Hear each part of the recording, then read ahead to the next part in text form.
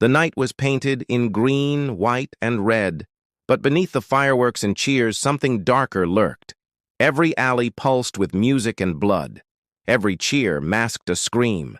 It was Mexican Independence Day, a celebration of freedom, unity, and pride. But for three men across two cities, the night became a descent into chaos. One man would watch his cousin bleed beneath the neon glow of a crowded street. Another would see his best friend's life vanish before the echo of a gunshot faded, and a third would run through a plaza of music and death, haunted forever by what he left behind. Each story was real, each name forgotten in the noise of the celebration. And tonight, you'll step into their world, a world where one wrong look, one wrong step, can turn a night of pride into pure horror. So ask yourself, what happens when freedom turns to fear? If you've ever walked through a festival crowd and felt that sudden pulse of danger, this one's for you. Before we dive in, take a second to lock in with us. Hit that like button so more people hear the stories that never make the headlines. And subscribe if you believe that even the most beautiful nights can hide the darkest truths. Because what you're about to hear isn't fiction. It's what really happens when the celebration turns deadly. The air was thick with the scent of beer, sweat, and roasted meat. Green, white, and red lights shimmered over the crowded street like falling embers. Men laughed, shouted, and sang beneath fireworks that cracked above their heads. Miguel had been waiting for this night all year. He and his cousin Rafael had promised they'd celebrate Independence Day together, no matter what. It was their tradition. Two brothers by bond, not blood, navigating chaos side by side. The city was alive. Cars honked, trumpets blared, and distant drums beat like a heartbeat under the noise. Every corner had men grilling birria tacos or pouring shots of tequila into chipped plastic cups. Freedom tasted like smoke and lime. Rafael was the loud one, always teasing, always charming. He wore a faded Mexican jersey, the number peeling off the back. "Tonight," he said, clinking his bottle against Miguel's, "we celebrate like kings." And for a while, it truly felt that way. They danced with strangers, shouted the anthem, and sang along to mariachi songs neither of them fully remembered. For a moment, everything felt perfect, until Miguel noticed Rafael talking to a woman near the food trucks. Her laughter cut through the crowd. She was tall, dark hair pinned beneath a green ribbon, and her eyes flicked like sparks in the streetlight. Miguel grinned. His cousin was always the smooth one. But something in her smile didn't sit right. A group of men stood a few meters away, all wearing matching bandanas. They weren't celebrating. They were watching. Their arms crossed, eyes fixed on Rafael, the way wolves watch the edge of a campfire. Miguel's gut twisted. He moved closer, trying to hear over the music. That's when the woman's tone changed. "You don't know what you're getting into," she whispered. Rafael just laughed, thinking she was flirting. Then came the shove. A large man stepped out of the shadows, voice slurred but eyes cold. "That's my girl, fool!" His breath stank of beer and rage. The crowd kept dancing, unaware that the air had shifted. Miguel froze. Rafael raised his hands, trying to calm things down. "Didn't know, hermano. Just talking." But the man wasn't listening. He had backup. 5 others, faces blank, knuckles ready. The kind of men who came to parties for something other than joy. The music drowned out the first hit. Rafael stumbled back into the wall, head smacking against the brick. Miguel's heart kicked into overdrive. He stepped in, shouting, but one of the men grabbed him by the collar and slammed him sideways. Pain exploded behind his eyes. His ears rang. All around them, laughter continued, fireworks bursting above like mockery. Miguel's voice cracked as he tried to reason with them, but reason didn't exist here. Only pride and violence. Rafael spat blood onto the ground. "It's me you want," he shouted, his chest heaving. "Leave my cousin out of it." Brave, stupid, noble. Miguel hated him for it in that moment. The crowd blurred. One man pulled a blade. For a second, Miguel thought it was a trick, a flash of metal reflecting fireworks. But when the knife caught the light again, reality hit. "Rafa!" he yelled, but it was too late. The blade plunged forward, fast, hard, final. The scream tore through Miguel's throat like a rip in the night. He lunged, instinct taking over, but another man swung and caught him across the jaw. He hit the pavement, vision spinning. Blood pooled beneath Raphael, dark and thick. Then chaos. The men scattered, vanishing into the crowd like ghosts. Someone shouted, someone ran. The music didn't stop. It never stopped. Only Miguel stayed frozen, kneeling in the blood of his cousin, too stunned to move. He pressed his hands to Raphael's wound, whispering his name. "Stay with me, hermano. Please." His cousin's eyes fluttered. Fireworks bloomed overhead, their colors mirrored in the red spilling across the street. Sirens cut through the music, faint but growing. Strangers gathered, phones out, some helping, most filming. Miguel screamed for an ambulance, his voice swallowed by the noise. Raphael's grip tightened once, then went still. Something inside Miguel broke. He stared at the knife glinting under the neon light. Not even the sound of approaching police could shake him loose from that moment.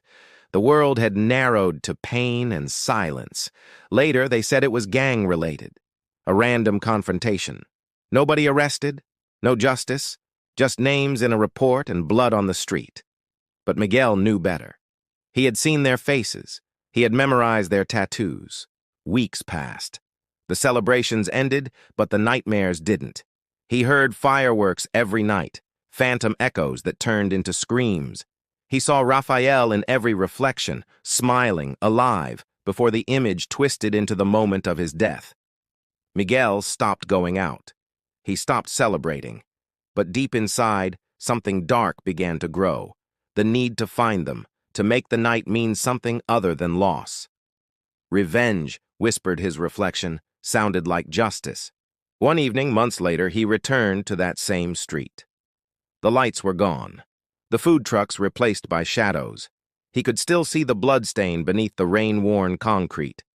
He stood there, fists clenched, until the past felt real again.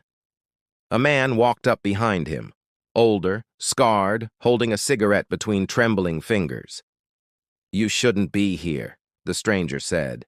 His voice carried the tone of someone who'd seen too much. "They still come around." Miguel didn't move. "I'm looking for them." The stranger exhaled smoke, studying him. "Revenge?" Miguel said nothing.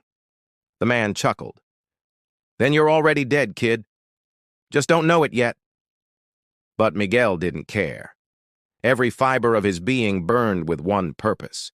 He would find the men with the bandanas. He would make them remember Raphael's name. He would make them see what fear felt like.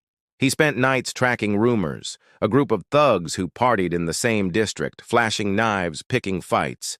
It took weeks, but he found them, outside a bar, laughing like they owned the world. Miguel waited, watched, remembered the knife, the blood, the plea in his cousin's voice. His heart pounded, but there was no fear now, only a strange calm. He moved through the crowd, invisible. The leader turned, recognizing him too late. "You," he started. But Miguel didn't let him finish. The same alley, the same darkness. But this time, Miguel was the shadow. It ended fast, too fast. The men scattered again, just like before, only now it was their blood on the concrete. Miguel stood shaking, the adrenaline mixing with grief until he couldn't tell one from the other. When the sirens came, he didn't run. He dropped the knife and raised his hands, staring at them, at what he'd become. Somewhere in the distance, fireworks began again. Independence Day. Another year gone.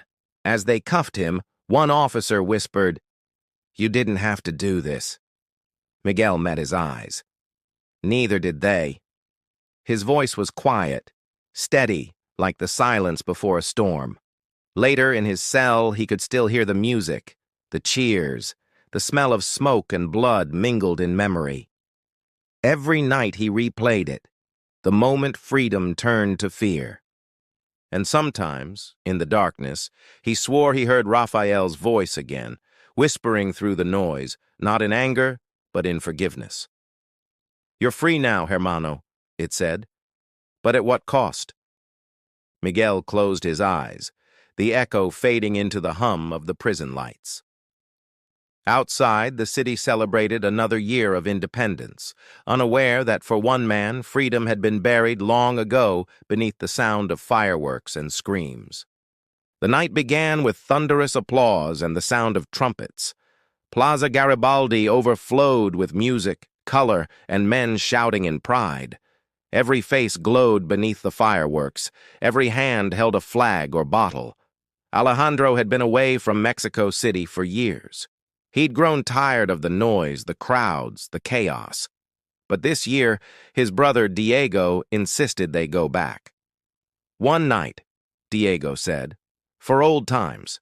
They arrived as the sun dipped low, washing the plaza in gold. Mariachi bands lined the streets, their silver-trimmed jackets flashing like stars. The scent of grilled meat and spilled tequila filled the air. It was beautiful and dangerous.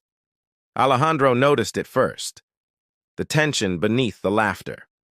Groups of men watched from the shadows, not singing, not smiling. Their eyes moved too deliberately, scanning faces instead of fireworks. Something unspoken crept beneath the music. Diego didn't see it. He was too busy raising his drink, shouting along with the crowd. "Viva Mexico!" he roared, voice cracking with joy. Alejandro smiled despite himself, pretending the unease was just nerves. They found a spot near the fountain, where mariachis played a song about lost brothers and faded glory. The guitars wept, the trumpets mourned, and for a moment Alejandro forgot everything else. He felt alive again. A stranger approached, tall, lean, dressed in full mariachi gear. His sombrero tilted low, hiding half his face. He held a violin case, but his hands trembled as if holding something heavier. "Mind if I play?" he asked. Diego laughed and gestured for him to join. The man didn't smile. He opened his case, but instead of a violin, Alejandro glimpsed the glint of black metal. Then the stranger shut it quickly, eyes darting. Alejandro's heart skipped. "That's not an instrument," he whispered. Diego brushed it off. "Probably just nerves. Maybe he's with the next band." But deep down, Alejandro knew. He'd seen fear before, and this wasn't fear. It was purpose. The band began to play again, louder, faster. The rhythm became frantic, almost violent. Men danced, cheering, and the stranger stepped forward, his smile thin and wrong. "Let's make this night unforgettable," he said. A single note cut through the air, sharp, shrill, then silence.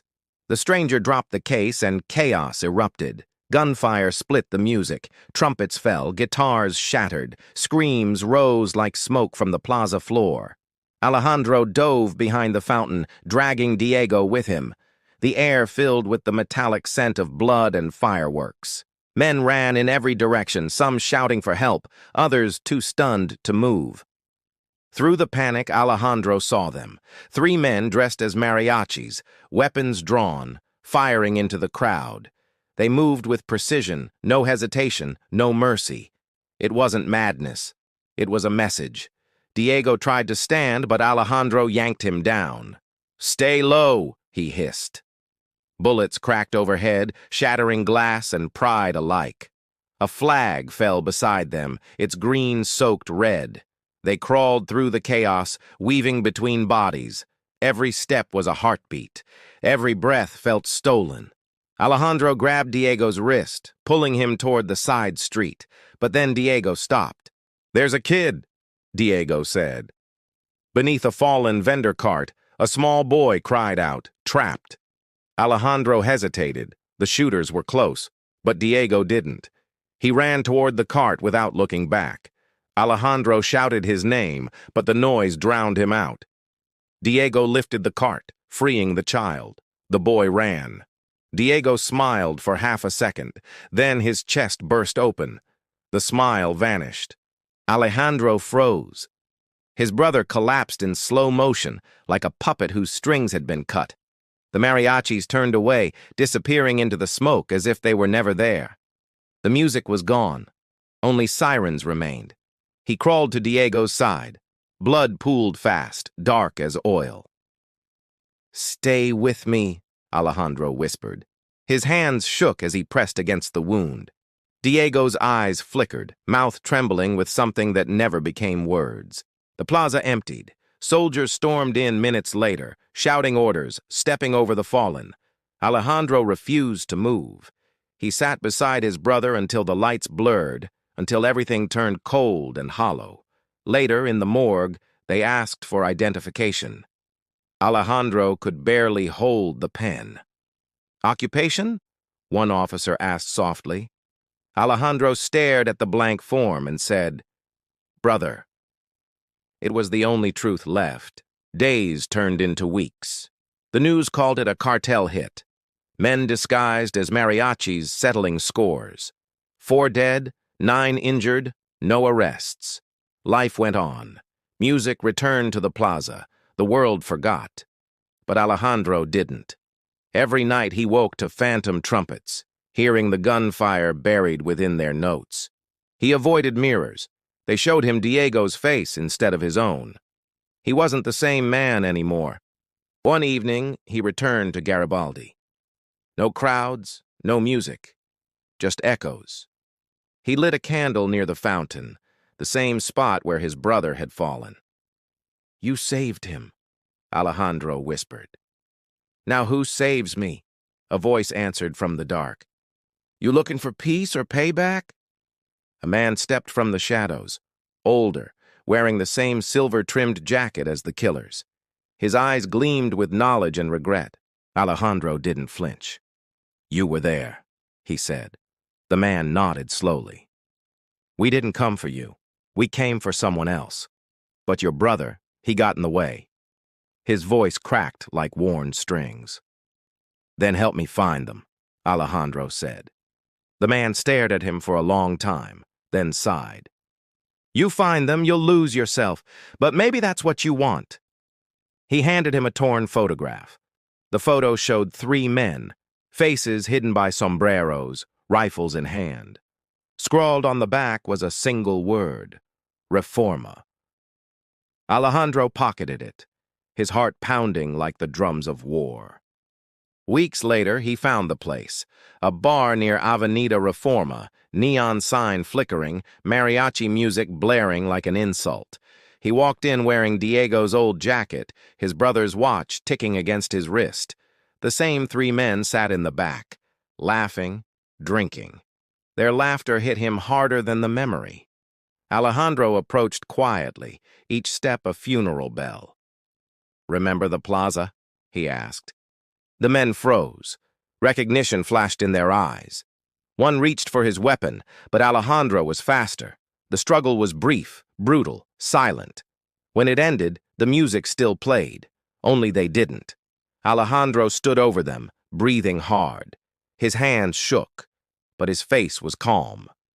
Outside, fireworks burst again, red, green, white, painting the sky like blood and hope intertwined. He walked into the street, gun still warm, jacket torn. Crowds passed without noticing him. To them, it was just another celebration. To him, it was the end of everything. As dawn broke, Alejandro vanished into the city. No one knew his name, no one remembered his story. But somewhere, beneath the echo of trumpets, his brother's voice lingered. "Viva Mexico," it whispered, not as a cheer, but as a goodbye.